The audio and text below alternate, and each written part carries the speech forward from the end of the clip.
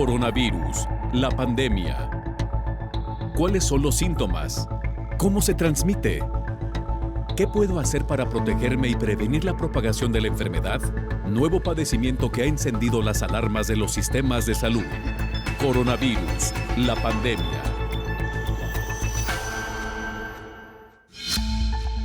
¿Qué tal? ¿Cómo le va? Bienvenido a un programa más de Coronavirus, la pandemia. Le recordamos que este programa es una producción de la Universidad de Guadalajara que se transmite desde el foro de Canal 44 y que llega a México y América Latina gracias a la señal de las televisoras públicas que se suman a esta emisión. Hoy dedicaremos nuestro programa a hacer esta invitación y a reiterar la necesidad de reforzar las medidas sanitarias para prevenir contagios durante esta pandemia de COVID-19.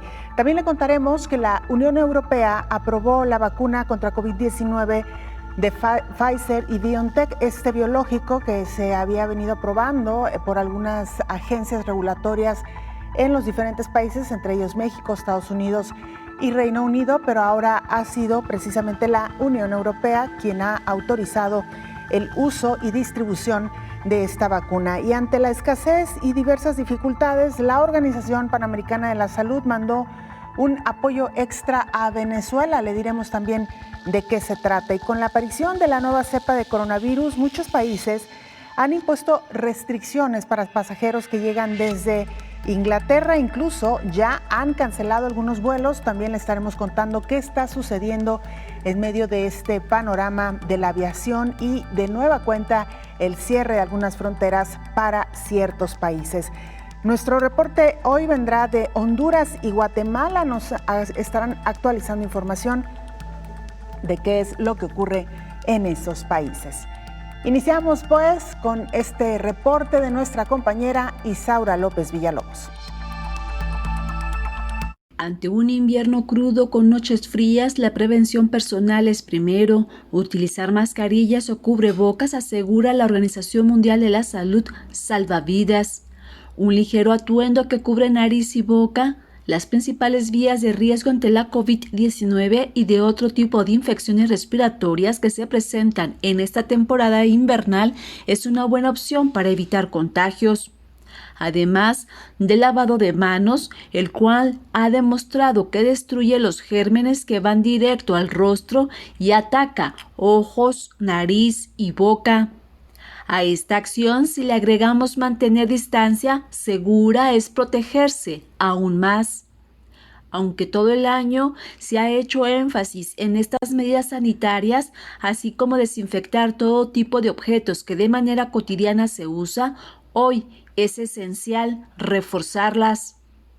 La propagación de COVID-19 es rápida de persona a persona, principalmente por las siguientes vías. De acuerdo con el informe que de manera frecuente actualiza los Centros para el Control y Prevención de Enfermedades, muestra que entre personas que están en contacto cercano dentro de los 6 pies es de mayor riesgo.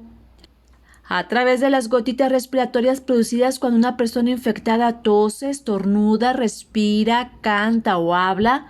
Asimismo, provoca infecciones cuando son inhaladas o se depositan en las membranas mucosas, como las que revisten la parte interna de la nariz y la boca. Las personas que están infectadas pero no presentan síntomas también pueden propagar el virus a otras personas. Al usar las mascarillas es importante cubrirse la boca y la nariz cuando está con otra persona. Esta herramienta ayuda a prevenir que contraiga o propague el virus.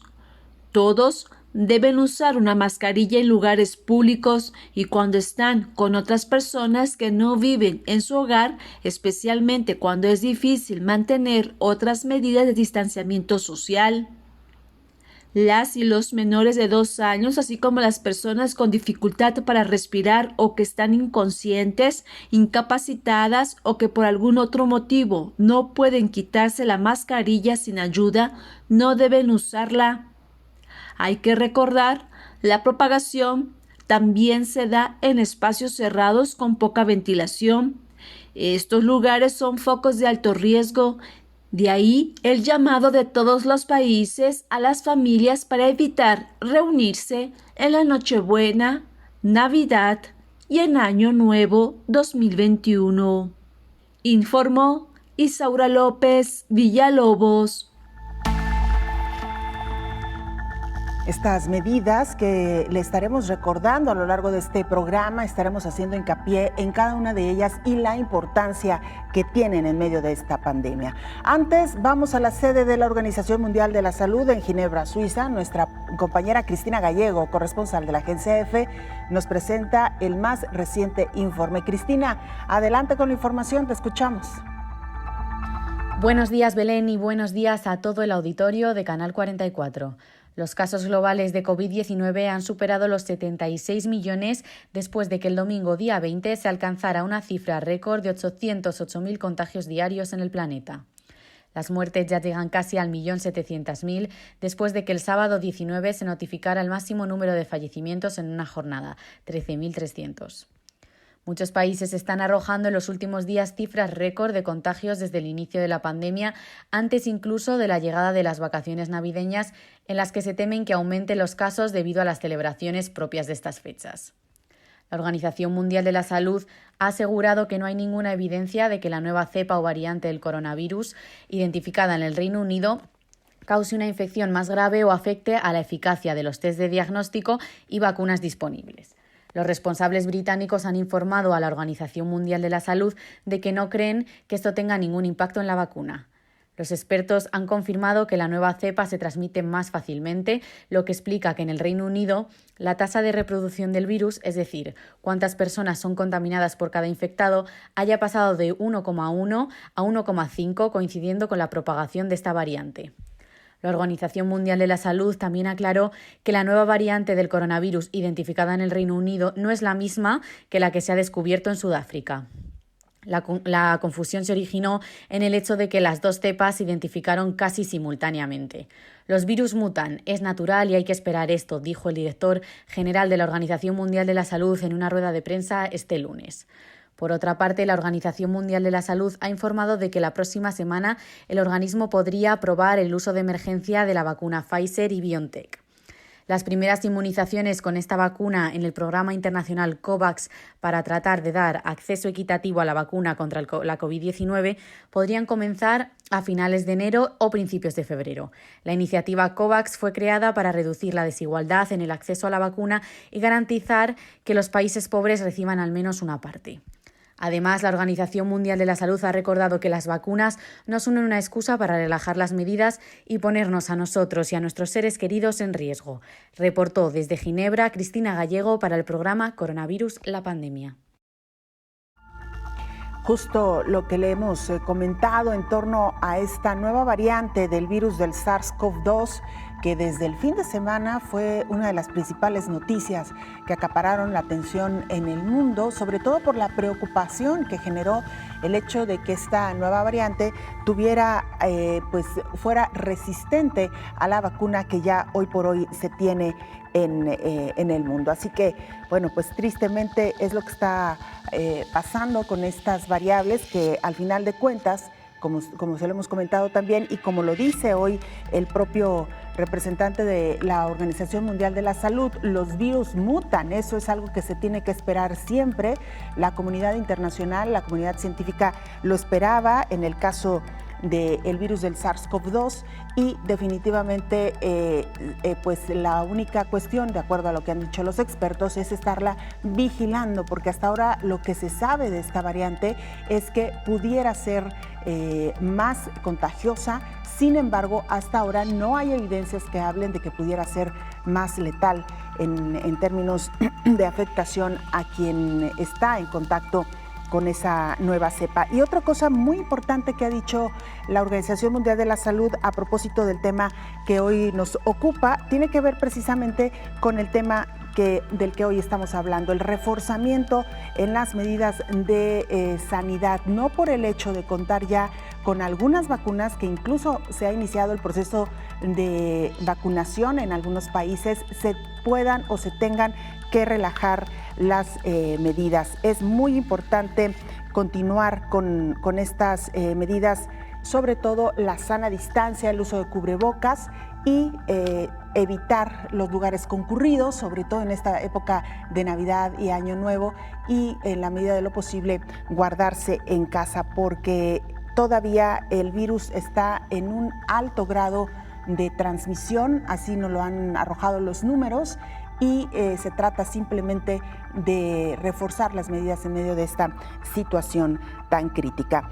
Vamos a hacer una muy breve pausa y regresaremos con mucha más información. Les recordamos, por supuesto, las formas de hacer contacto, @Canal 44 TV, nuestra cuenta institucional en Twitter y Facebook. Nos pueden mandar mensajes también a través de WhatsApp al 33 22 42 06 90.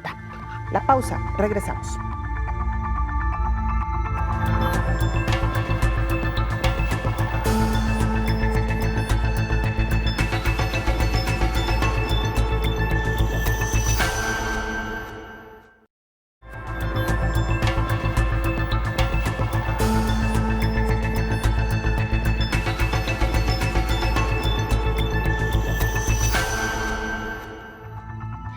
Se lo decíamos ya antes de irnos a la pausa, la Unión Europea ha aprobado la distribución y aplicación de la vacuna que crearon los laboratorios el estadounidense Pfizer y el alemán BioNTech.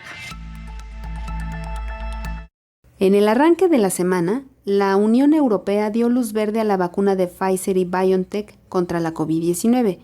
Previamente, la Agencia Europea de Medicamentos informó que no hay pruebas de que el biológico sea ineficaz contra la nueva cepa reportada en Reino Unido. La presidenta de la Unión Europea, Ursula von der Leyen, dijo que hoy se añade un capítulo importante a la historia de éxito europea al poner a disposición esta vacuna. Estará disponible para todos los países de la región al mismo tiempo en las mismas condiciones, añadió. Por otra parte, el Ministerio de Sanidad de España informó que la Agencia Española de Medicamentos y Productos Sanitarios completó su evaluación científica concluyendo por consenso que dispone de datos suficientemente sólidos sobre la calidad, seguridad y eficacia de la vacuna para recomendar una autorización de comercialización condicional. Este tipo de autorización no es específica para esta situación. Se ha concedido fuera y dentro de la pandemia y requiere de más datos que una autorización para situaciones de emergencia como la que se concede en otras regiones regulatorias. En tanto, más de 500,000 dosis de la vacuna de Pfizer y BioNTech se aplicaron a personas de todo el Reino Unido para proteger a las personas con mayor riesgo de coronavirus, informó Elizabeth Ortiz. Mientras tanto, Gran Bretaña prácticamente permanece aislada luego de conocerse esta nueva variante en el virus del SARS-CoV-2. Con la nueva cepa coronaria identificada como más contagiosa, la COVID-19 en Reino Unido, varios países han comenzado a imponer restricciones en sus accesos aéreo, terrestre y marítimo, en particular a pasajeros procedentes de este país. A las medidas severas para prevenir la llegada de la nueva cepa se une Canadá, Argentina, Chile, Perú, Uruguay, Colombia y Arabia Saudita, por mencionar. El llamado mundial de quedarse en casa y evitar salir en este periodo vacacional fue desacatado y miles de pasajeros se han quedado varados en aeropuertos internacionales ante las restricciones de las autoridades nacionales. En Ecuador, el Comité de Operaciones de Emergencia convocó a una reunión urgente para tratar sobre una nueva mutación del coronavirus y tomar medidas frente a las aglomeraciones por las fiestas decembrinas y Año Nuevo, mientras que en El Salvador se vive momentos críticos de la pandemia del nuevo coronavirus, con el riesgo de tener una segunda ola de contagios a inicios del 2021. Temen repetir lo vivido a mediados del presente año. Algunos países van por su tercera ola. En Estados Unidos, primer país a nivel mundial con el mayor número de casos y muertes por COVID-19, realiza estudios sobre la nueva mutación. Cuando el mundo comenzaba a ver una luz en el camino con la llegada de una vacuna para atacar al virus SARS-CoV-2 que surgió hace un año en China, se advierte de un nuevo eclipse coronario, informó Isaura López Villalobos. Mientras tanto, la Organización Panamericana de la Salud ha enviado ayuda extra a Venezuela. Aunque conserva algo de capacidad, el sistema de salud de Venezuela ha estado sometido a estrés debido a varios factores, incluidas las frecuentes interrupciones en el suministro de servicios públicos básicos como agua y electricidad en establecimientos de salud, así como la migración del personal sanitario. El informe anual de la directora de la Organización Panamericana de la Salud, Carissa Etienne, Salvando Vidas y Mejorando la Salud y Bienestar, reporta la escasez de medicamentos y suministros sanitarios, particularmente en el segundo y tercer nivel de atención en el país. La situación global con los confinamientos para detener la propagación de la COVID-19 redujo la demanda de transporte y en consecuencia del petróleo crudo, lo cual derivó en precios negativos. Como resultado, la economía venezolana, que depende en gran medida de la producción de petróleo, enfrentó nuevos riesgos y desafíos, lo cual incluye el impacto en el Sistema Nacional de Salud. Más de 602 toneladas de productos básicos, tales como medicamentos, suministros de salud y equipo, fueron distribuidos a 378 servicios de salud esenciales en 24 estados de Venezuela, con lo cual hubo un beneficio para aproximadamente 11 millones de personas. De julio de 2019 a junio de 2020, el organismo internacional movilizó a 20 expertos internacionales para brindar apoyo a las autoridades sanitarias venezolanas en áreas técnicas como logística y coordinación de emergencias, informó Elizabeth Ortiz. ¿Qué pasa respecto al tráfico aéreo ante el surgimiento de esta nueva variable del virus del SARS-CoV-2? Algunos países han restringido los vuelos entre Reino Unido y esas regiones ante pues el riesgo de que esta nueva variable pueda distribuirse o diseminarse en el resto del mundo. Escuchemos. Con la nueva cepa coronaria identificada como más contagiosa, la COVID-19 en Reino Unido, varios países han comenzado a imponer restricciones en sus accesos aéreo, terrestre y marítimo, en particular a pasajeros procedentes de este país. A las medidas severas para prevenir la llegada de la nueva cepa se une Canadá, Argentina, Chile, Perú, Uruguay, Colombia y Arabia Saudita, por mencionar. El llamado mundial de quedarse en casa y evitar salir en este periodo vacacional fue desacatado y miles de pasajeros se han quedado varados en aeropuertos internacionales ante las restricciones de las autoridades nacionales.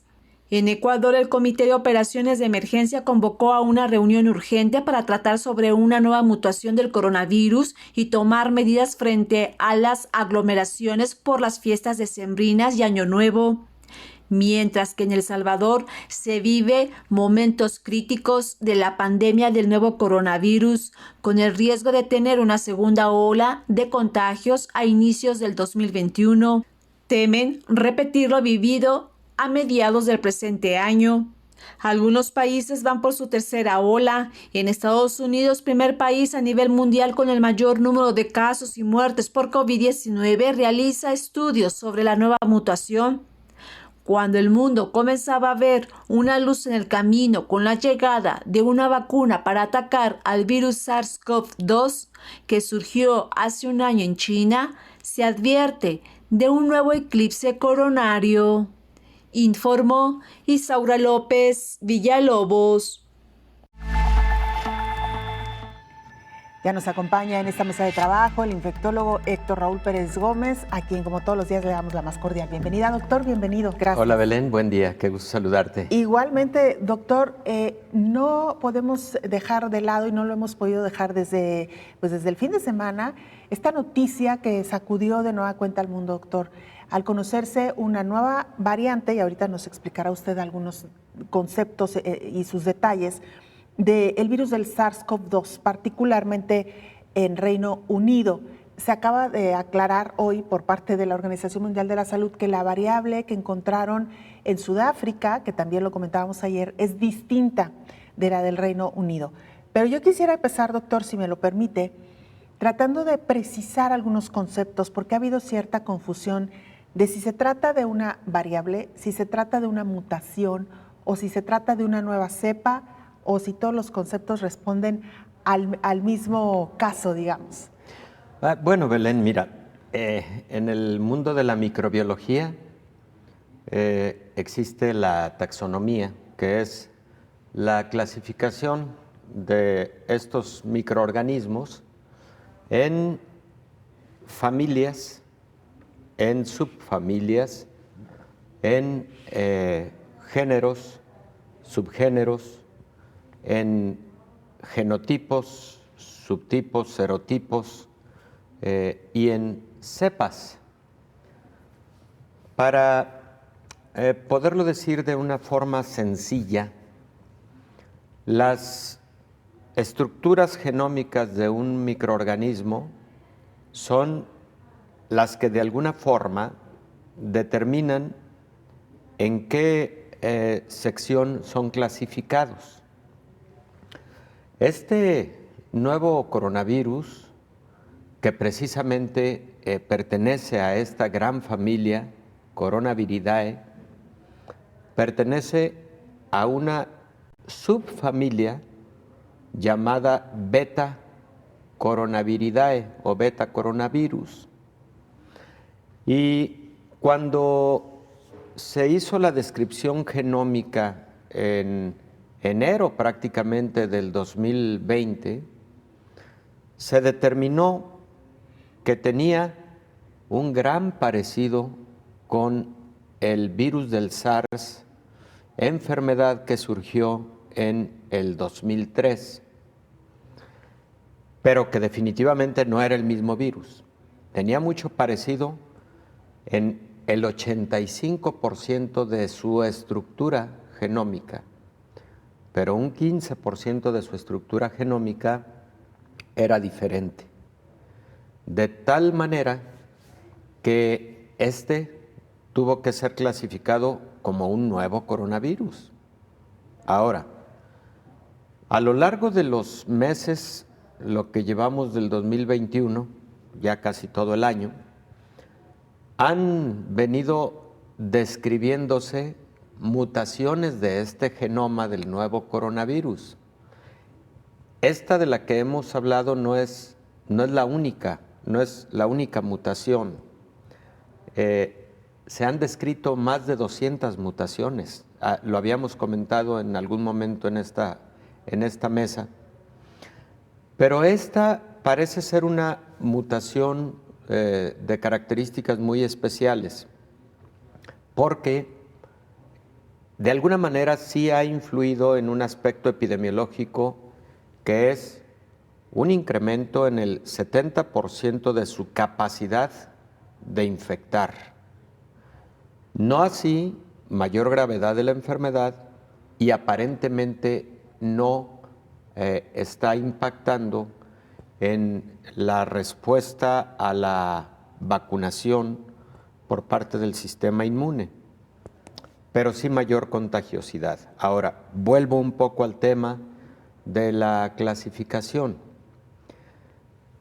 Entonces, estamos hablando de una mutación que nos está determinando que esta es una nueva cepa, pero no es de ninguna manera un nuevo subtipo o serotipo del virus, tampoco es un nuevo genotipo y mucho menos se trata de un virus diferente que tenga que ser clasificado dentro de otra subfamilia de los coronavirus.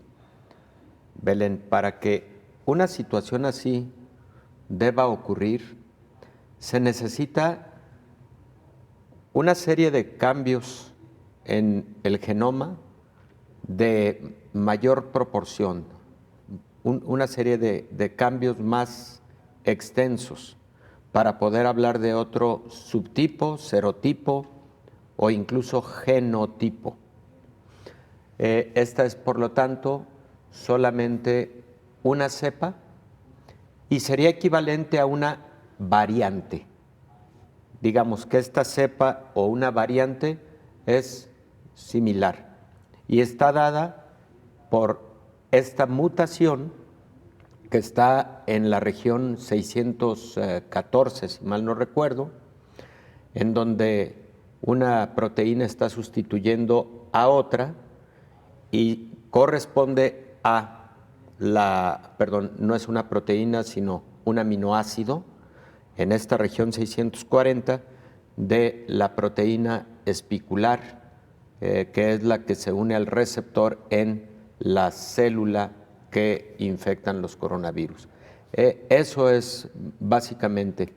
Imaginemos que el genoma es como un gran ferrocarril. Entonces, en un ferrocarril los vagones tienen un número, ¿verdad? Y así es el genoma de cualquier ser vivo. Tiene perfectamente delimitados los números, los espacios en donde se encuentran los genes que codifican o que dan lugar a las proteínas, ya sea las que forman la estructura del microorganismo o a las proteínas que actúan en alguna función del microorganismo. Y luego las proteínas también son como otro más pequeño ferrocarril que también tiene numerados sus vagones y en donde están acomodados aminoácidos que son los que le dan la estructura a esa proteína. Bueno, si un aminoácido que debe ir en cierto vagón lo quitamos e incorporamos otro aminoácido, digamos, esa es una mutación que puede generar cambios en el comportamiento de ese nuevo microorganismo. En esta ocasión, ese vagón es el número 614 y es en donde está la modificación genética. Doctor, usted hablaba de más de 200 variantes en todo lo que va de que este virus ha estado circulando y sin embargo entendemos que no había sido importante hablar de cada una de estas porque no habían alterado de manera significativa el comportamiento del virus. Hoy estamos hablando que la parte que está alterando, digamos, es la de el nivel de contagio. Si le parece, doctor, con esto regresamos después con gusto, de la pausa. Belén. Vamos a hacer Claro una pausa sí. brevísima, regresamos con más.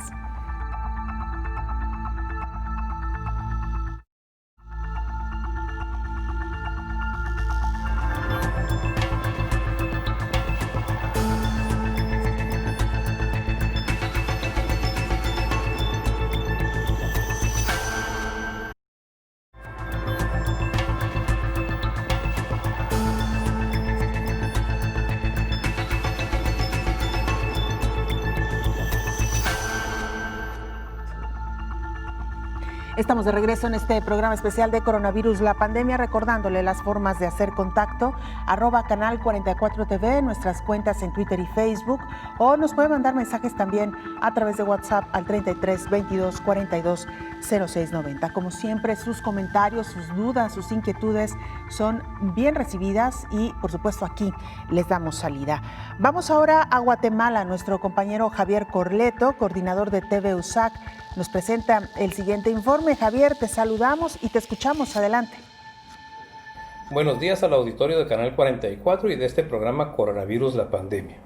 En Guatemala, los datos son los siguientes: 132.765 casos acumulados, 120.994 recuperados, 7.115 casos activos y 4.656 fallecidos.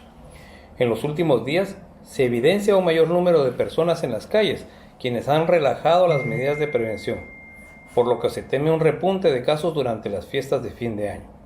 A pesar del peligro de contagio, el país vive un escenario complejo con experiencias de violencia histórica, política, social, económica, étnica y comunitaria, visibilizadas a través de los conflictos de tierras, la extorsión generalizada, las pandillas, el crimen organizado, la migración forzada y otras situaciones, además de la corrupción que persiste en nuestro país. El Ministerio de Salud Pública y Asistencia Social informó este viernes 18 de diciembre que amplió de 72 a 96 horas el plazo de validez de las pruebas PCR de coronavirus para ingresar a Guatemala vía aérea o terrestre. La COPRECOVID se convirtió en un mecanismo de apoyo para el Ministerio de Salud, para apoyar, recomendar, facilitar, asesorar y coadyuvar las acciones medidas y protocolos para la prevención, contención y mitigación del COVID-19. Su director, el doctor Edwin Asturias, quien presentara su renuncia hace unos días, dijo que durante los pasados 6 meses el equipo de profesionales de la comisión se ha dedicado con empeño, honestidad y espíritu constructivo a tratar de unificar la respuesta de cómo el gobierno y la nación debiéramos alcanzar para superar este reto único en salud, con un sistema de salud tan golpeado por la corrupción y abandonado por décadas. Por otro lado, salud mental recibe poca atención durante la pandemia.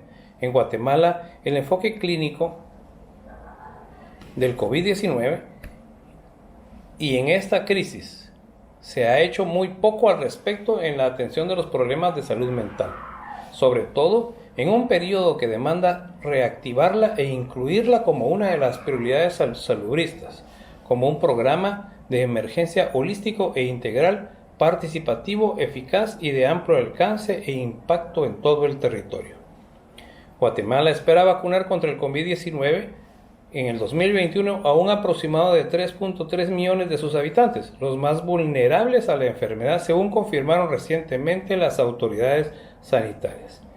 La Universidad de San Carlos de Guatemala continúa haciendo esfuerzos para atender a la población en tiempos de pandemia. Recientemente, en el edificio M3 de la Facultad de Odontología, se llevó a cabo la inauguración de la remodelación de un laboratorio multidisciplinario. Es una necesidad latente por la situación de la pandemia y por obligación que tenemos de abrir las puertas a los estudiantes y a la población guatemalteca, explicó el rector de la USAC, ingeniero Murphy Pais Recinos.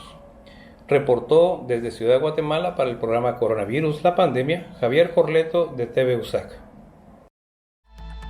Gracias, Javier Corleto, por esta información y por supuesto un saludo a nuestros hermanos en Guatemala. Esta cifra que también ya nos presentaba Javier Corleto, una cifra que va en aumento en cuanto al número de contagios, pero también en medio de una problemática social muy complicada.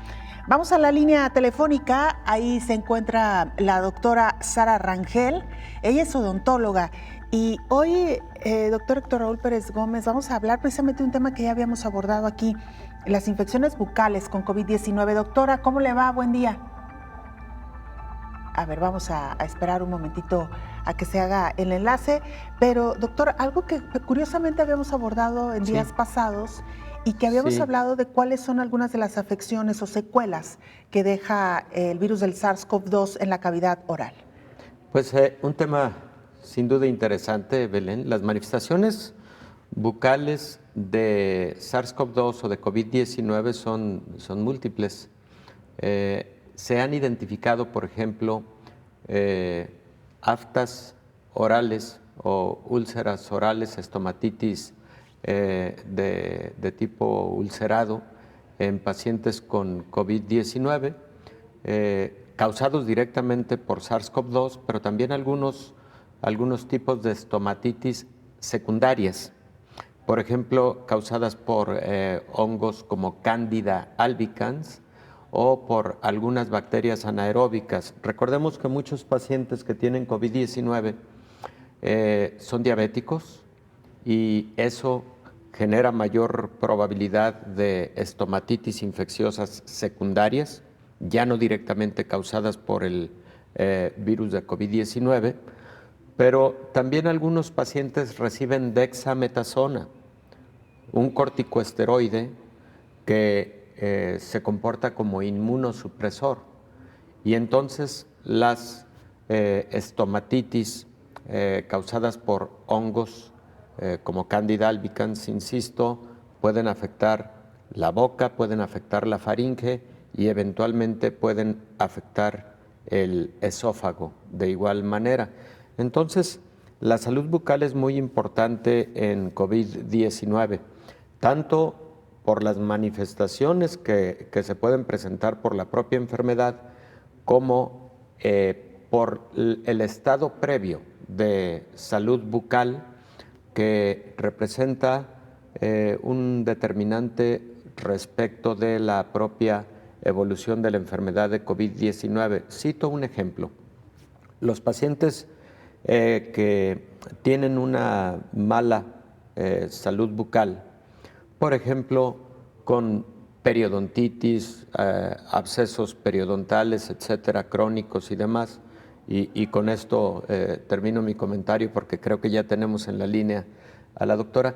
Bueno, son pacientes que si llegaran a la necesidad de una intubación endotraqueal, pueden tener mayor riesgo de infecciones pulmonares a partir de la intubación si existe una mala salud bucal, solo por citar un ejemplo más. Aquí me detengo, Belén. Importantísimo esto que nos acaba de mencionar y quizás sea algo que podamos retomar precisamente con la doctora Sara Rangel, odontóloga. Doctora, ¿cómo le va? Bienvenida. Hola, buenos días, Belén, doctor, mucho gusto, muchos saludos a tu auditorio. Gracias. Doctora, quisiera empezar para que nos contara qué es lo que han visto ustedes en consulta respecto a pacientes que tuvieron o que tienen, y esto hay que decirlo porque puede ocurrir, y lo cual también representa su práctica, la práctica de la odontología de alto riesgo. ¿Qué es lo que ustedes han observado en pacientes con COVID-19? Pues mira, sí, no estamos exentos a esto, ahora revisar pacientes que hayan tenido sobre todo COVID. Pacientes activamente con COVID no hemos recibido porque por protocolo debemos de reagendarlos. Pero bueno, clínicamente lo que hemos observado pues son pacientes que tienen algún tipo de descamación en las mucosas. Actualmente la Asociación Dental Americana está desarrollando estudios para ver cuál es la relación del COVID con la pérdida ósea acelerada, que para nosotros se denomina como periodontitis. Sin embargo, ahorita todavía no hemos tenido resultados, pero al parecer está muy asociado con esto. Nos hablaba ya el infectólogo Héctor Raúl Pérez Gómez de la importancia de tener una adecuada salud bucal, que esto, al margen de COVID, debe existir, pero digamos que es muy importante al momento de tratar esta enfermedad puede ayudar a tener una mejor recuperación o a evitar algunos riesgos, doctora. Claro, en general siempre es importante cuidar la salud dental, porque esto al final del día es el inicio de todo un viaje que lleva pues, la saliva y todo esto al estómago. Si el paciente tiene alguna enfermedad sistémica como diabetes, como hipertensión, pues potencializa a veces el efecto o el riesgo de infección. Actualmente, con el tema del COVID, en odontología nos hemos visto afectados porque nuestro casi 90% de tratamientos realizados tienen que ver con aerosoles. Y en aerosoles es un medio donde viajan los virus y las bacterias. Este aerosol, para los que no estén muy identificados con el término, es el famoso flush, ¿no?, que se genera cuando vas al dentista a hacerte una limpieza o a quitarte una caries y suena esta piececita. Genera agua que se envuelve por la misma tecnología del aparato, se envuelve con saliva, se envuelve con sangre y vuela por el consultorio. Entonces, cuando aparece todo el tema de la pandemia, en odontología nos vemos frenados en seguir atendiendo procedimientos de rutina, nada más nos limitaron a procedimientos emergentes, siendo esto pues porque causaba un riesgo mayor de contagio este aerosol. Actualmente en nuestras clínicas, en Clínica Dental Centauro, lo que hacemos es implementamos una cápsula de aislamiento, la cual permite que al momento de que el odontólogo ejecute la limpieza o el retiro de caries, estos aerosoles se queden contenidos en una cápsula que por medio de un extractor minimiza casi al 99.99% el riesgo de contagio. Y es así como ahorita nos hemos recuperado en la atención de pacientes, cuidando de que no haya un riesgo de COVID, ¿no? Porque al final del día pues va a existir, y como hemos visto en estos últimos días, pues al parecer ya hay una nueva cepa, bueno, no al parecer, ya hay una nueva cepa, entonces tenemos que seguir cuidando al paciente de manera integral. Claro. Doctora, muy brevemente, ¿cómo funciona esta cápsula? Mira, esta cápsula está colocada en el sillón dental. El paciente previo lleva un protocolo donde se hace una serie de cuestionamientos para saber si no ha tenido algún síntoma, ¿no?, relacionado con COVID.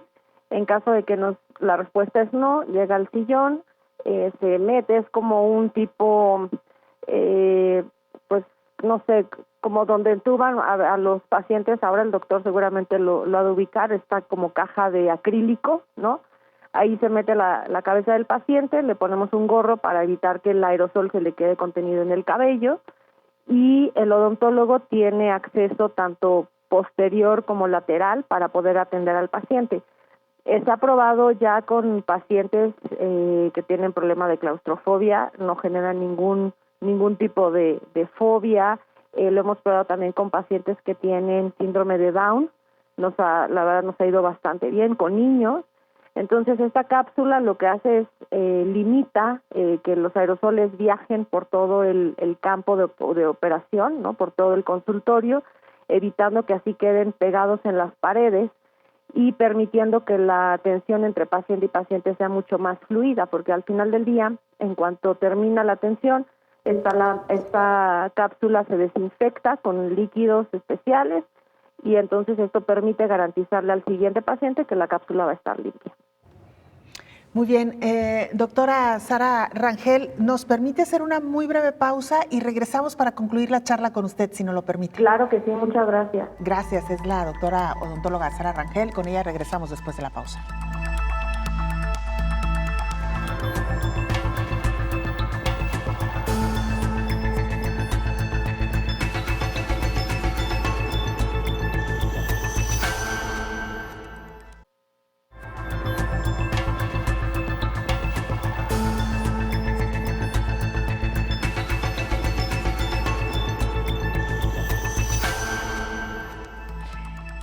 Regresamos para cerrar esta conversación con la odontóloga Sara Rangel. Doctor infectólogo Héctor Raúl Pérez Gómez, ¿alguna pregunta para la odontóloga?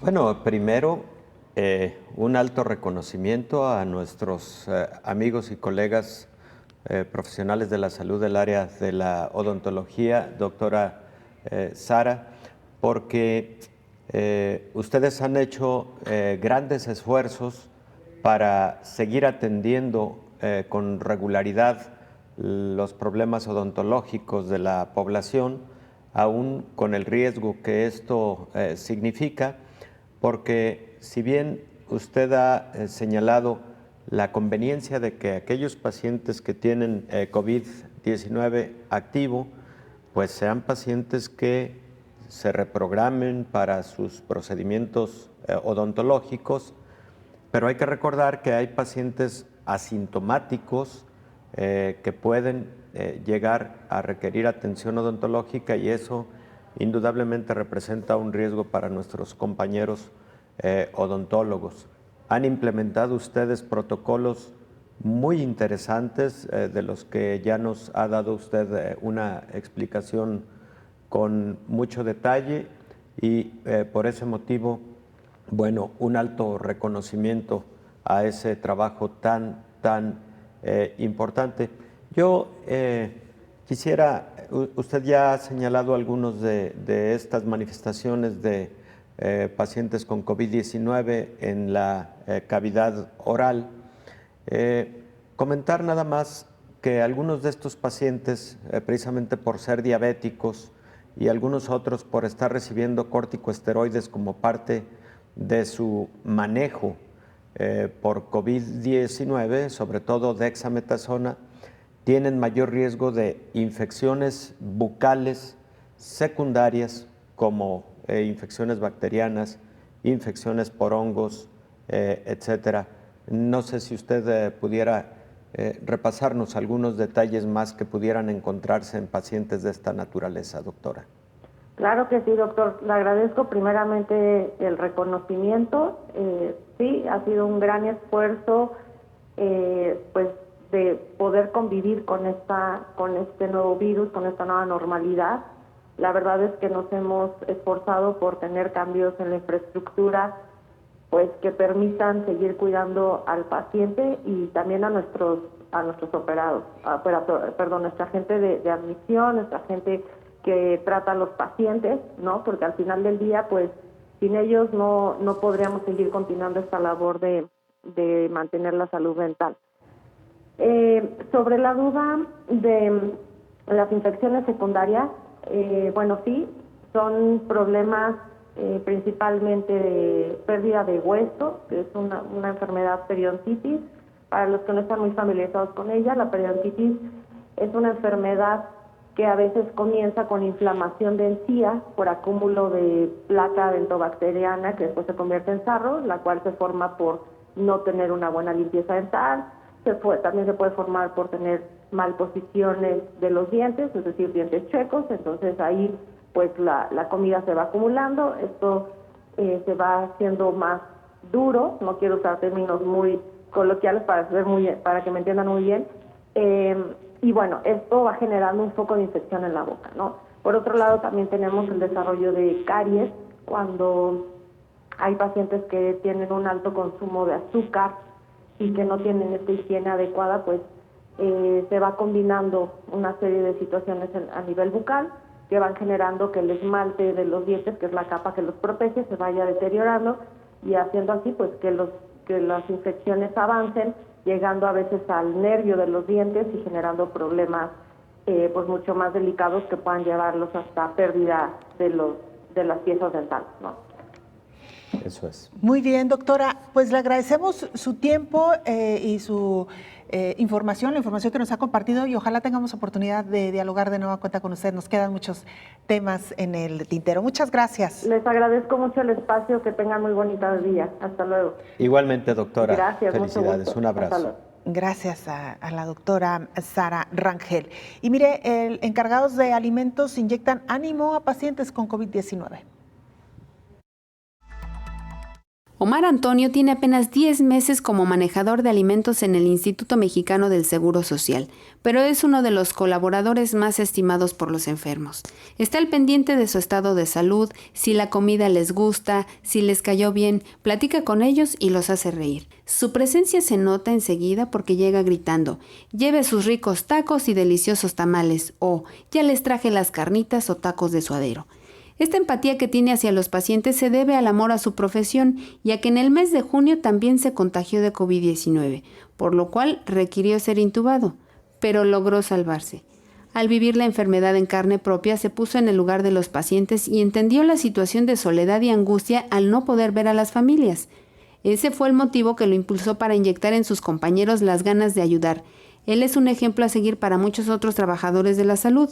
Los hace partícipes de esta causa y así regalan a los pacientes instantes de felicidad que les ayudan a hacer más llevadera su estancia en el hospital. A las mujeres les dice mi amor y a los hombres, príncipes. Debemos hacer más conciencia, dijo. No saben lo difícil que es para los pacientes enterarse que la gente se muere, verlos llorar al terminar de hacer sus videollamadas y que sufran, y a pesar de eso le echan ganas, pero en ocasiones el virus es más fuerte. Informó Elizabeth Ortiz.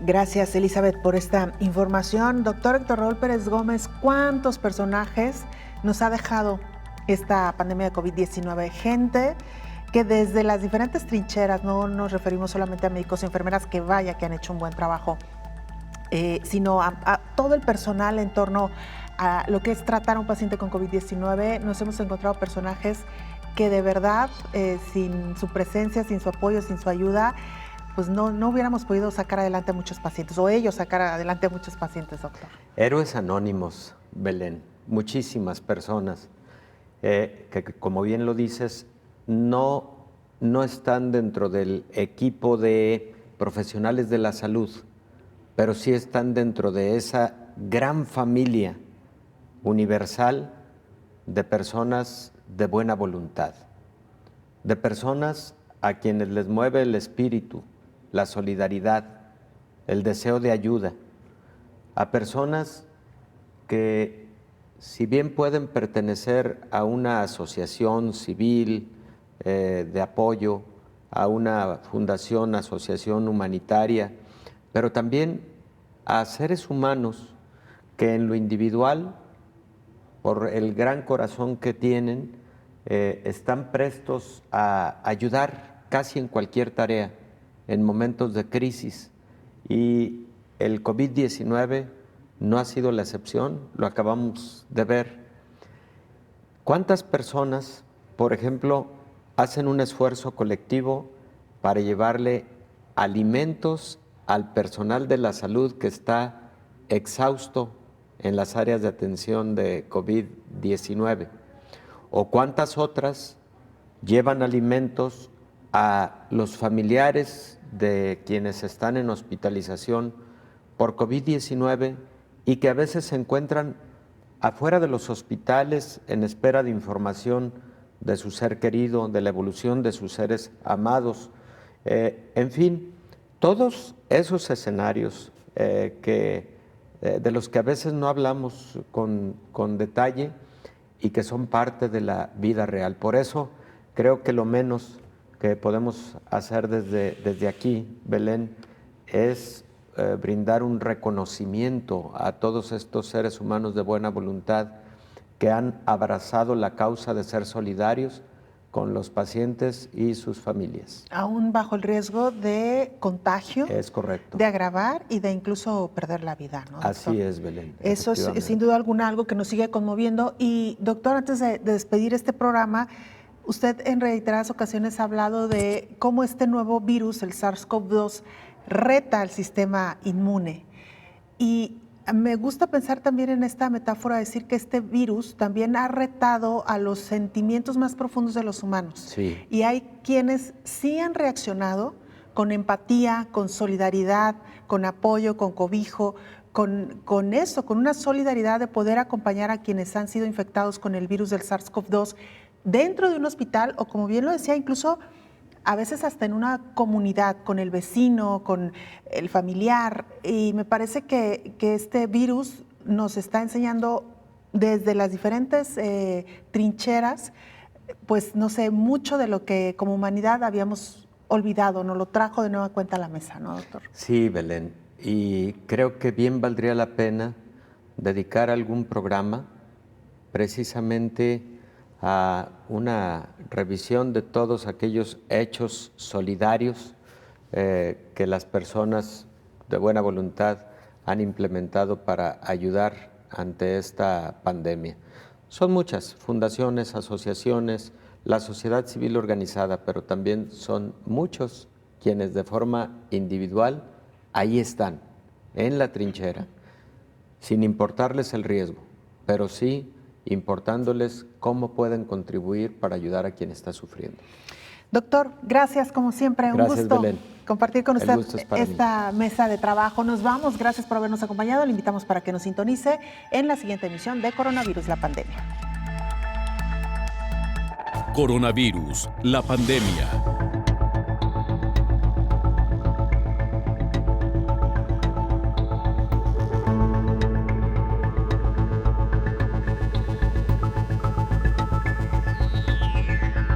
Coronavirus, la pandemia.